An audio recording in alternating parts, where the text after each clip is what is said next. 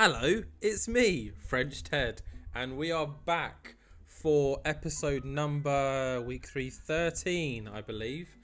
And we're here, we're at Dynamite. We've got some backstage incidents, so let's just jump into them and then we'll jump straight into the show. I don't think there's much else to say. Simple protege passing on tips, psychology, and psychology again. Riho, I forgot about her. That's not good.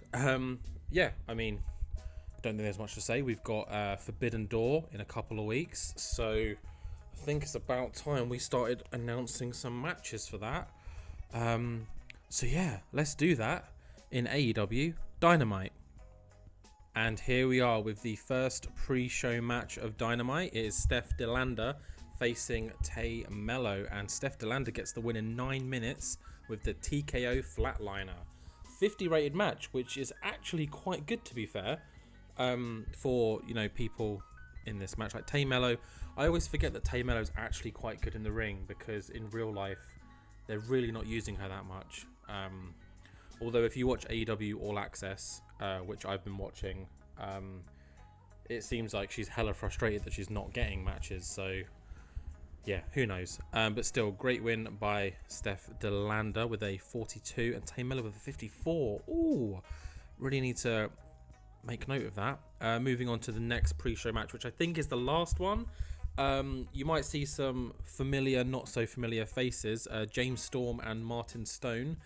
They are local talent, apparently. And yeah, just decided to hire some people for Miro and Coughlin to crush. So the pre-show match had decent wrestling but not much heat. Miro and Alex Coughlin defeated James Storm and Martin Stone in 8 minutes when Coughlin pinned Martin Stone. Miro was head and shoulders over everyone else, and Coughlin was a shit ton lower than everyone else, which is kind of annoying. So you got the highs and the lows, but hopefully they'll balance each other out, or at least Coughlin will, jump up. But he did seem off his game for some reason. Miro and CJ Perry looked good. Miro looked great. I mean, 57. It's fine. It's just to kind of get these guys a bit of experience and a bit of momentum behind them. And this is the first and last time you'll see these two for a while, because they were just hired on a one-night deal. I think that's everything in the pre-show. So let's head straight into the main show. And yep, here we are at the opening segment. It is good old Christian Cage, that prick, coming out with his FTW World title and his right-hand monster, Luchasaurus. And Christian basically says, hey everyone, do you miss me? The FTW World Title Challenge begins now, so anyone in the back that wants to come at us, feel free to. And obviously you'd be silly if you didn't answer that. 75 segment as well, good start. And out comes Jeff Hardy. Ooh. And in a decent match, I think we all knew it was going to happen. Jeff Hardy is defeated by Luchasaurus, who wins again with the betrayal. Luchasaurus getting a string of wins thanks to Christian, if you think about it, behind him. So that means that Christian does not have to defend his title again, because Luchasaurus has not been defeated. 57 rated match, fine. Luchasaurus 54, Jeff Hardy 50. Starting to run out of people that I'm happy to lose to Luchasaurus, so we'll have to see who else we can use for that in the future, if we want Luchasaurus to win. That's the thing. But yeah, 57 match, nothing special. Let's move on to a backstage segment which involves the BCC minus Bryan Danielson. So Blake Christian's just out back minding his own business, and Moxley kind of hits him up and says, hey Blake, what are you doing tonight? And Blake's like, nothing. And he says, me and you tonight, main event. And Blake's like, what? Sorry? He's like, I want to see what Bryan saw, okay? And Blake's like, sure. Like, he doesn't really have a reason. He doesn't kind of have the power to say no, because he's being stared down by Claudio and Wheeler and Moxley. Like, you're not going to say no to that, are you? And Moxley kind of very aggressively pats him on the shoulder and goes, cool, I'll see you later then. And then walks off. So that's our main event sorted. It's Jon Moxley versus Blake Christian. Look at Blake Christian getting this rub left, right, and center from everyone. We stay backstage when we just find out some breaking news that Jamie Hayter has been attacked. And who else would it be by except Dr. Britt Baker and Hikaru Shida? They've completely laid out the champion. And in this segment, Hikaru picks up the world title and just looks at it briefly. Looks at Britt, and Britt kind of smirks and nods. And then they just drop the title on Jamie, and the medics come running in, and security kind of takes Britt and Hikaru out of frame. So yeah, Jamie getting beaten down by Britt and Hikaru, who really, really don't like her right now. 58 rated segment, it's fine. But yeah, heat is definitely building up between these three women.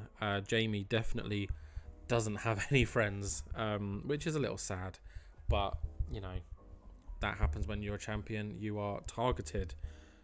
Following this, we've got a tag team match. It's the number one contenders for the world tag team titles, the Lucha Brothers, building on their momentum with another big win against the Von Erichs in a 77 rated match. Man, I feel like the Lucha Brothers are like the tag team right now. Like, they can't do no wrong. Ray Phoenix with an 85, Penta with a 73, and the Von Erichs around the 40s and 50s, but the Lucha Brothers can get a great match out of everyone. Plus, the Von Erichs have that chemistry boost, so that always helps. But yeah, Penta pinning Ross with the assisted fear factor. So yeah, another win under their belt. They've definitely got their eyes laser focused on the tag titles. And speaking of tag titles, we get a little visit from the tag champions. So FTR come out to the ramp. They congratulate Phoenix and Penta for their win, and they just say, we've been talking to Tony Khan, and we figured we might as well share with you what's going to happen in our tag team title match.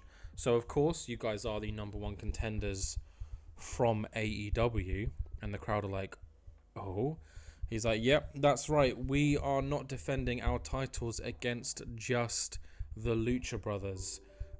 It will be FTR versus the Lucha Brothers versus the current IWGP Heavyweight Tag Team Champions, which at the time of my recording in game is Hiroki Goto and Yoshihashi, I believe. I haven't got this written down. I checked beforehand, but obviously I don't know if they've got an event between now and then. It could change hands, but whoever the IWGP World Tag Team Champions are, they will be in this match in a three-way ladder tag team match. So yeah, pulling out all the stops. That is a big match, and our first match announced for Forbidden Door. So a 55 rated segment. I feel like if you could add context behind all of this, these ratings would shoot up. So although the rating system is obviously important to TEW, I think in my storytelling it's not the most important. So I feel like I need to stop reacting so badly to segments that aren't that good. Case in point, the Double or Nothing main event, that was a letdown. But in real life, what a match that would have been. But yeah, so first match of Forbidden Door announced and confirmed. FTR versus the Lucha Brothers versus whoever the IWGP World Tag Team Champions are at the time. For now, let's pencil in Hiroki Goto and Yoshihashi in a three-way ladder match for the AEW World Tag Team titles. So yeah, very big news. We head backstage now where Tony Schiavone is informing MJF of who his opponent will be at Forbidden Door. Firstly, MJF didn't think he would be in action at Forbidden Door. He thought it was a night off because he doesn't have a number one contender at the moment. In which Tony says, you're wrong, MJF, and what's even more so is you will be defending your title at Forbidden Door. And this has been thought out very hard. We've thought very hard about this.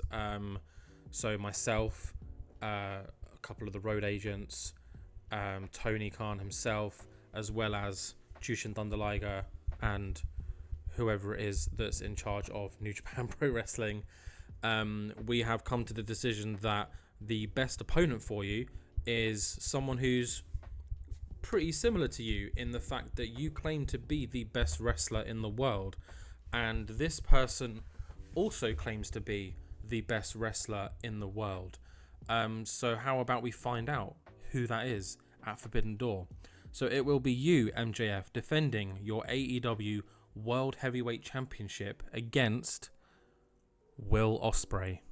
Yep, you heard that right. Will Ospreay will be coming to Forbidden Door to represent New Japan Pro Wrestling and face Maxwell Jacob Friedman for the AEW World Heavyweight Championship. And obviously MJF is not happy about that, because anyone that knows Will Ospreay knows that he is a dangerous man to face in any situation.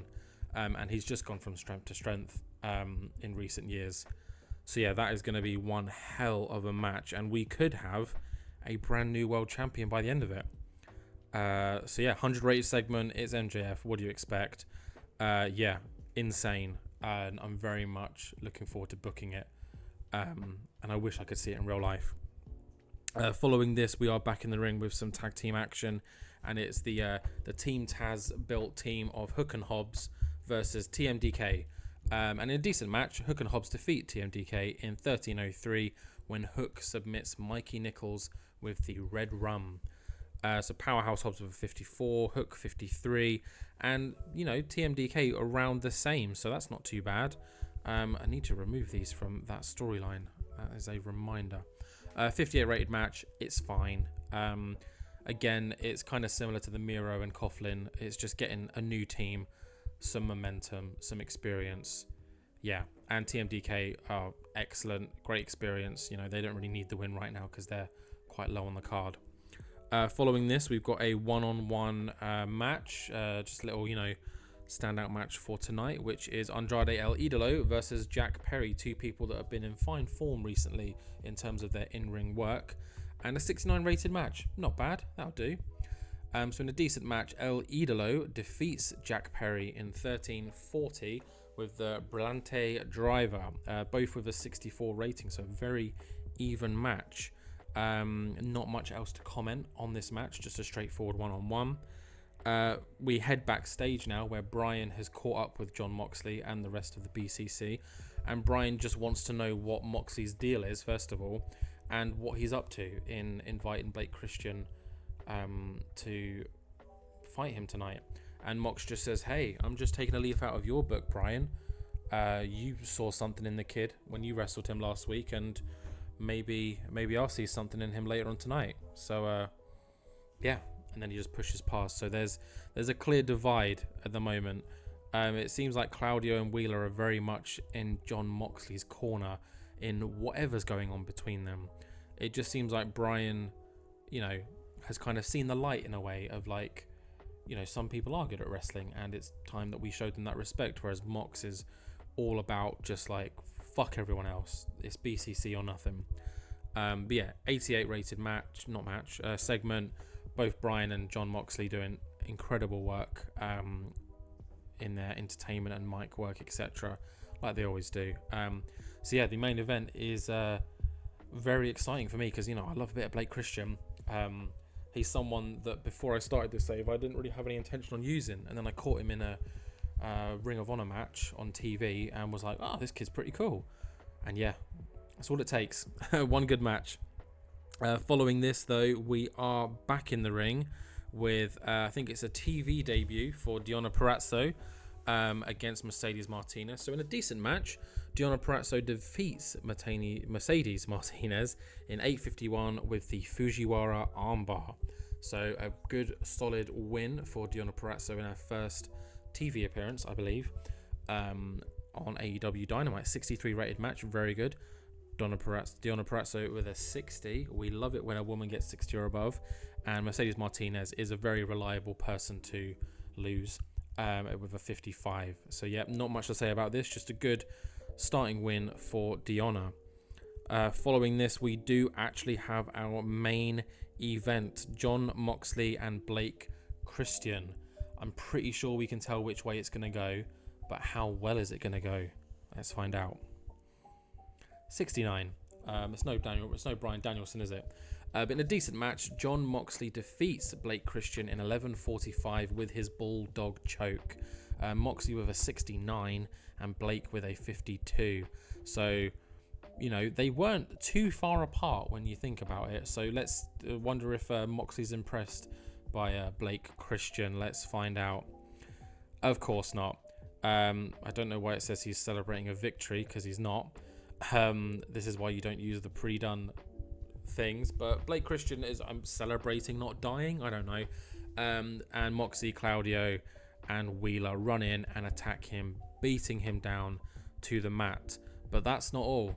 Bryan Danielson comes running in and doesn't fight anyone. He just runs in and kind of protects Blake Christian, and he just confronts Moxley and the BCC, just saying, like, what is happening?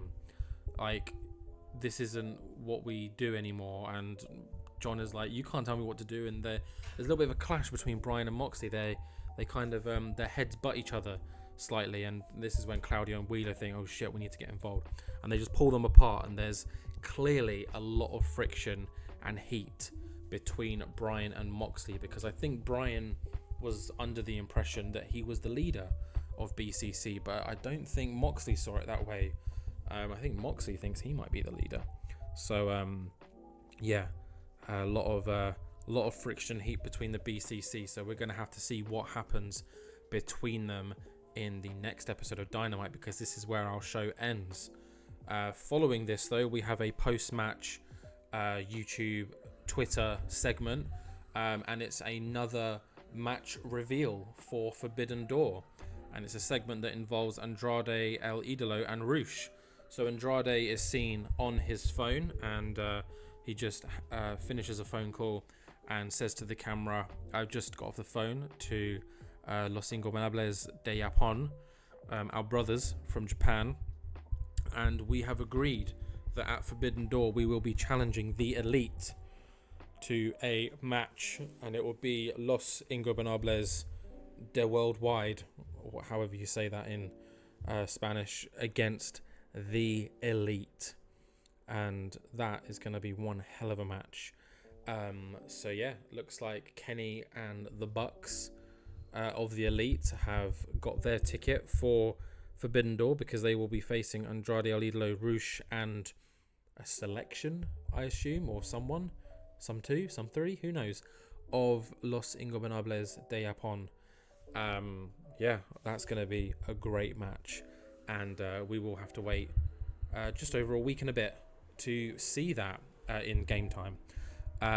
Yeah, that ends our show. Let's see how we did. I don't imagine this being an amazing one. Okay, fuck me, I was wrong. 81, we'll take that. That's very, very nice. I mean, to be fair, yeah, I forgot about this incredible Lucha Brothers match. And then, yeah, we got the 100, 88, 92, yeah. BCC storyline seems to be picking up a lot of pace, which I'm very happy. We've got some exciting plans for that. Yeah, great show. We've got 2 matches confirmed for Forbidden Door, and I'm pretty sure they won't be the last. So let's not waste any time, and let's head straight into AEW Collision. Okay, here we are for AEW Collision. Forgot to mention in the first part, silly me, we're in the Southeast region and we're at Daly's Place, because I know that you were all chomping at the bit to find out where we were. But first, as always, well, not as always, you know what I mean, we've got Thunder Rosa passing on microphone skills to Charlotte Renegade and psychology to Robin Renegade. Nice and easy, quick and breezy. There we go. Let's jump straight into AEW Collision, where we have got some mega matches. One of them being the cage match between Kris Statlander and Jade Cargill for the AEW TBS Championship, as well as House of Black defending their titles too, and a few more Forbidden Door announcements. Let's head straight into it. But first, we've got a couple of pre-show matches before we head to the main card. The first being a pre-show match that had subpar wrestling and little heat between Willow Nightingale and Sawyer Wreck, where Willow gets the win with a Fisherman's Suplex 50 rated match. Not bad. Willow with a 50, Sawyer with a 37. A little bit shit from Sawyer, but it's fine. Willow got the win. good old Willow. The next is a one-on-one between Ethan Page and TJ Perkins. TJ seemed off his game, which isn't good, but Ethan came out with the win using a spinning facebuster. 55 rated, nice. Ethan's getting better as a gimmick, and Stokely Hathaway is killing it as always. The final pre-show match is a bit of Bullet Club gold, bang bang. Keith Lee and Juice Robinson pairing up for the first time against Alex Reynolds and John Silver, and Juice gets the win with the Pulp Friction against Alex Reynolds, and Keith Lee sustained a swollen calf muscle. Oh, I don't know what that means, and I don't know how serious that is, so we'll have to wait and see. But Keith still did quite well with a 66. John Silver with a 68. Wow. Juice with a 51. Meh. Let's carry on. Swollen calf muscle. Okay. Let's hope that's not too bad.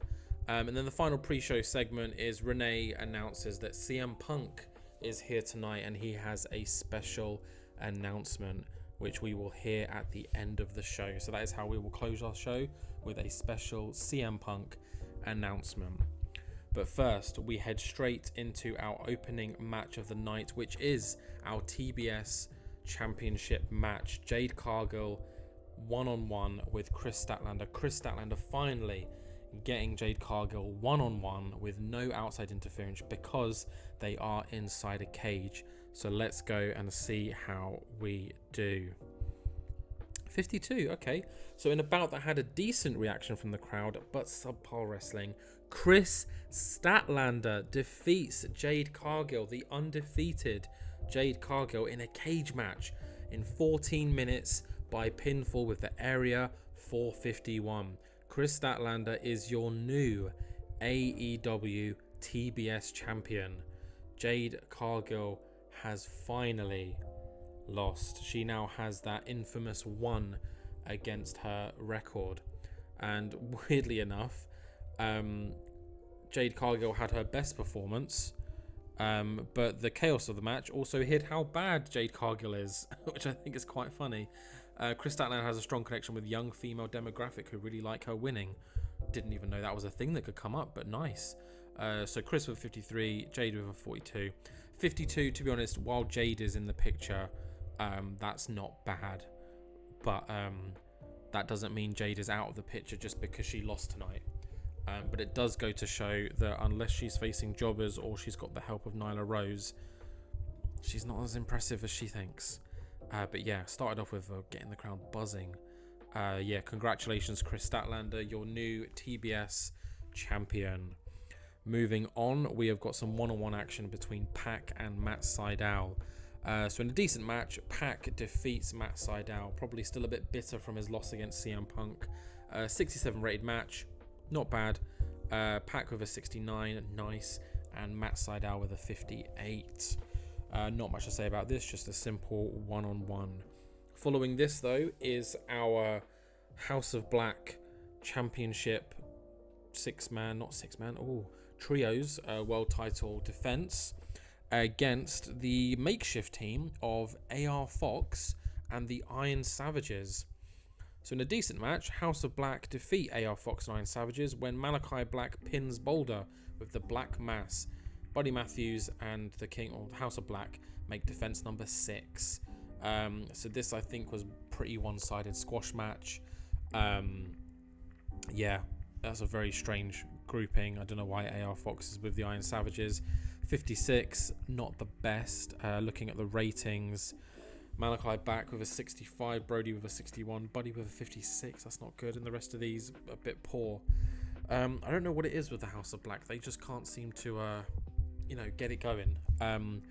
But they are celebrating in the ring. The lights go down as they always do, but suddenly, poosh, the lights come back up because best friends and Orange Cassidy, although he is a best friend too, come out and say, hey, Forbidden Door is in a week and a bit's time. Chuck, have you wrestled in Japan? He's like, yep, I wrestled in Japan. He's like, Trent, have you wrestled in Japan? He's like, I've been a champion in New Japan Pro Wrestling. Orange Cassidy, have you ever been in Japan? And he was like, I've been to Japan. And he's like, cool. we technically count as New Japan Pro Wrestling talent then. So at Forbidden Door, House of Black, we'll see you there for the World Trios title. And obviously House of Black don't say anything. They're kind of just looking out at them and they just raise their belts. So yeah, confirmed for Forbidden Door is House of Black versus the Best Friends. Orange Cassidy could be a double champion. That would be quite exciting, wouldn't it? Do you think he'll be able to fit them in his backpack? Yeah, 628 segment. Chucky T did a very good job improvising. His microphone skills are actually quite good, so I was glad to make use of those. Following this is Ricky Starks, fresh off of attacking Kenny Omega, has got some one-on-one action against the returning Adam Cole. Haven't seen him in a while. And in about that, had a decent reaction from the crowd and subpar wrestling because they don't click at all. Ricky Starks gets the win against Adam Cole with a quick roll-up. A cheeky, possibly heel-like victory. 50 rated match, not great. Both of these guys tend to underperform in matches, which annoys me. And it doesn't help that they don't click either. But Ricky Starks benefits from being Flavor of the Month. 44 from Ricky, 50 from Adam Cole. So Ricky's on the outside, kind of celebrating his cheap victory when Kenny Omega comes running through the crowd. But just at the last minute, Ricky spots him, manages to evade it, and just sprints out back with Kenny running after him. So Kenny is clearly furious and wants to get revenge on Ricky Starks as soon as possible. So yeah, it's hotting up between these two. Adam Cole's kind of just there. But yeah, Ricky Starks is definitely pushing all the wrong kind of buttons with Kenny Omega. 638 segment, not bad, not great. It'll do. Following this, though, we do have a match announcement for next week's Collision. It will be Orange Cassidy versus Jay White for the AEW International title. This has been approved by Tony Khan himself, who says that Jay White is deserving of a title opportunity given his run of form, and he called out Orange Cassidy last week. He spoke to Orange Cassidy. Orange Cassidy is more than fine to defend at any time. So our main event for next week's Collision, Orange Cassidy, Jay White, International title. And Tony Schiavone was the one that announced it. Good old Tony. And hot off of this announcement, Jay White is in singles action next against Swerve Strickland. And then about that had very good wrestling and a decent reaction from the crowd. Jay White defeats Swerve Strickland in 13 minutes 18 with the Blade Runner. A 75 rated match, and Swerve was off his game. Wow. Jay White and Swerve have great chemistry, so that is a good thing to keep in mind, especially because it got the crowd buzzing. Jay White, great win for him. Swerve always puts in decent performances. 75, I'm very happy with that result. After this, we've got one more match before CM Punk's special announcement, and it is Athena returning to AEW to face the leader of the Outcasts, Saraya. And in a decent match, Athena defeats Saraya in 13:50 by pinfall with a top rope stunner. So yeah, not great for Saraya. Maybe she is missing Toni Storm or a third Outcast. So she's off licking her wounds with Ruby Soho, and Athena gets the big win, I would say, against a very big name in the women's division. And as she celebrates, that's not it for Athena, because someone's music hits and they come out holding their IWGP Women's Championship. And Mercedes Moné says Forbidden Door is right around the corner, and even though I am with AEW, I am also the IWGP Women's Champion, so I would love nothing more than to face you, Athena, for my IWGP belt. And Athena obviously is like, yes, would never say no to a title match. And Mercedes Moné just raises her belt and says, see you next Sunday, bitch, and then just walks off, because, you know, that's Mercedes Moné for you. And yeah, 70 rated, nice one.